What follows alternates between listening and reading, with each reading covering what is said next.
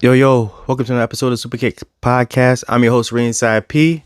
Doing my quick recap. What's gonna be quick? Doing my recap for Monday Night Raw from this past Monday.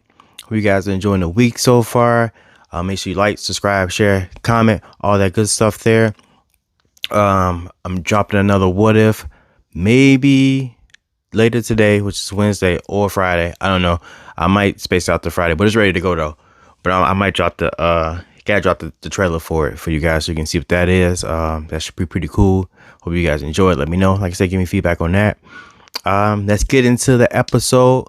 Let's get into Monday Night Raw. Superkick store. Check that out first. What else? That is about it. Yeah. So Monday Night Raw kicks off with Rhea Ripley coming out in a sling. Apparently she's hurt. Gonna be out. She gotta vacate the title. Crazy, right? We all upset, devastated. Liv Morgan comes out. She's all happy, like, yo, yeah, I got part of my revenge, but it ain't over yet. I still want more. But so we got that. So now we got to see what the plan is, because I saw that next week they're gonna crown another champion, a new champion. So I wonder who's that gonna be. I hope they do some type of tournament. That's what they usually do, is like a tournament. But I guess they want to get a champion like right away. So I think next week, as I read correctly, was they crowned a new champion, while women's world champion. So I don't know who you guys want to see as the next champion on Monday Night Raw. Let me know. And it also seems like when Leah came back, she was going to be a face, but now that it seems like she's taking credit for injuring Rhea, she's definitely going to be a heel. People were booing her. We don't like that, man. Rhea's on fire. Mommy's always on top.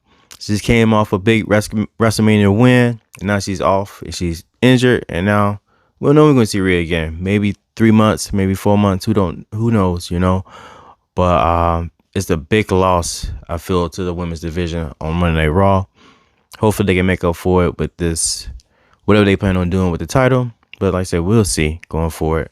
All right, so next topic is how Triple H has been killing it with this content with WWE, leading the corporation, the company in a whole new direction.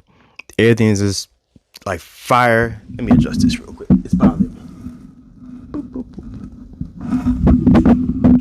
All right, everything's just fire.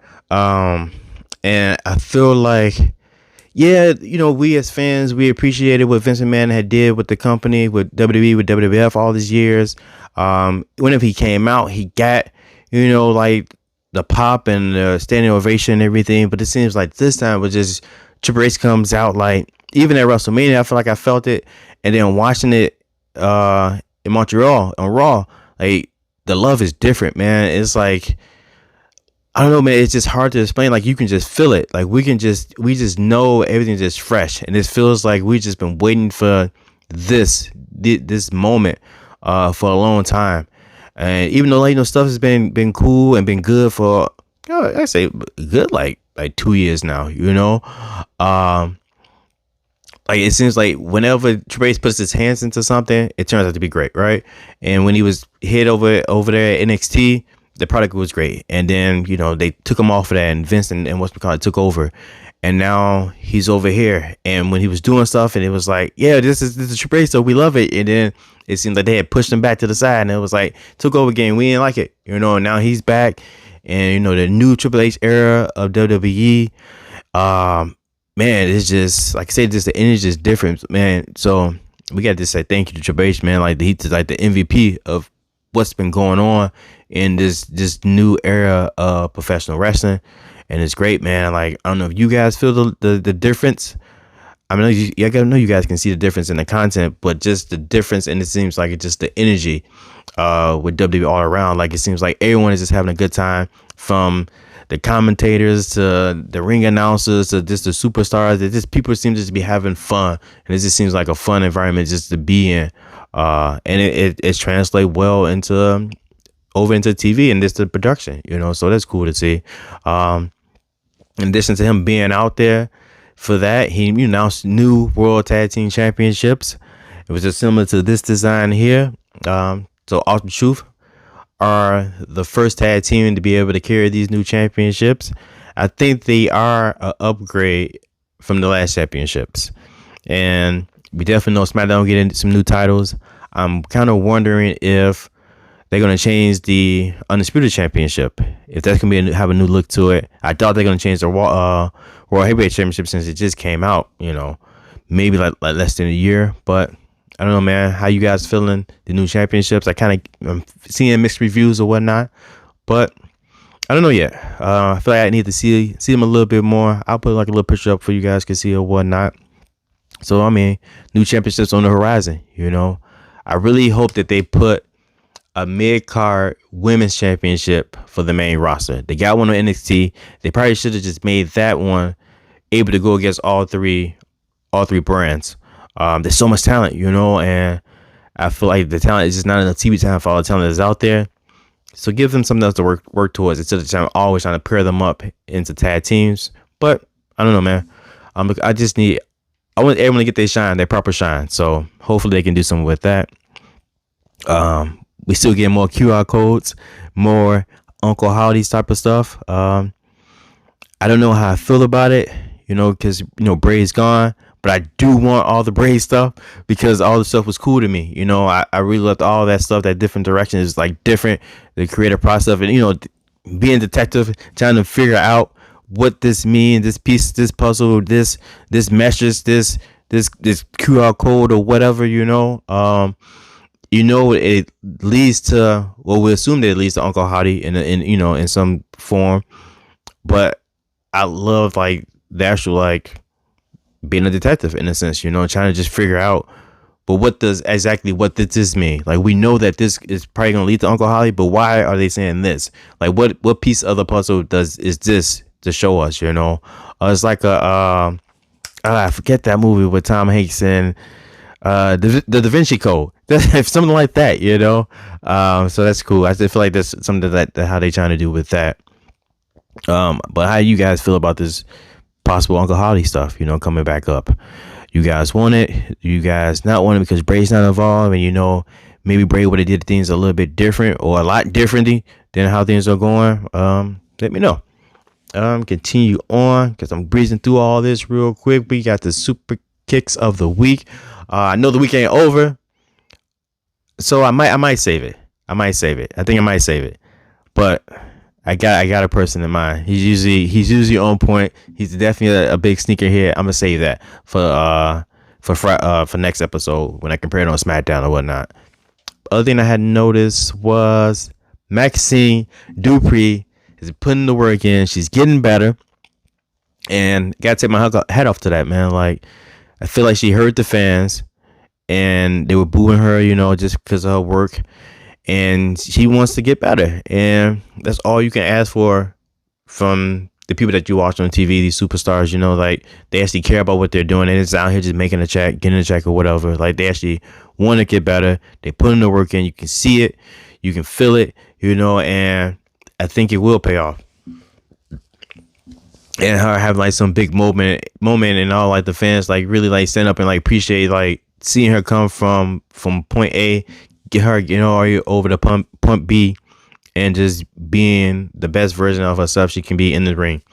So keep it up, Maxine. We love it. Next is we see they starting to build some animosity up between Finn Balor and Damon Priest. It's early on, but we know we getting that. We know we getting Finn versus Priest later on, and it's gonna be for the World Heavyweight Championship. Finn feels salty. Damon was trying to cash in or kind of messed up a couple of his opportunities he had at the World Heavyweight Championship against Seth Rollins because he kept popping up with the briefcase. So now it's like, all right, man, I ain't got no gold. We lost gold at WrestleMania, but you still got gold now, and you got even a more important gold championship than I have. So now Finn wants to be back in the main picture. Main event status. It's Finn Balor, man. So I think you're gonna. This is the start of the breakup of Judgment Day, or this current iteration of Judgment Day. We probably will get a new twisted type of version. I know they keep talking about Logan Paul being in Judgment Day, but I don't know, man. But I'm saying maybe we probably get Priest versus Finn at SummerSlam. I'm thinking, and then we Priest wins, and we get Priest versus Gunther at Bash of Berlin. That's what I'm thinking there. Um, but also still thinking with Judgment Day stuff. We got Dom, Dirty Dom. I feel like he has totally embraced his character, so that's on point. Now he's trying to figure out his exact like wrestling style because he's not like a traditional luchador, and that's especially because of his body. You know, it's different. He's a bigger dude. You know, so maybe he can do some of the moves, but he can't really pull them off. Like it doesn't. I guess it doesn't look as well as like seeing Rey Mysterio, even though it's hard. Is a bad comparison because it's Rey Mysterio, right?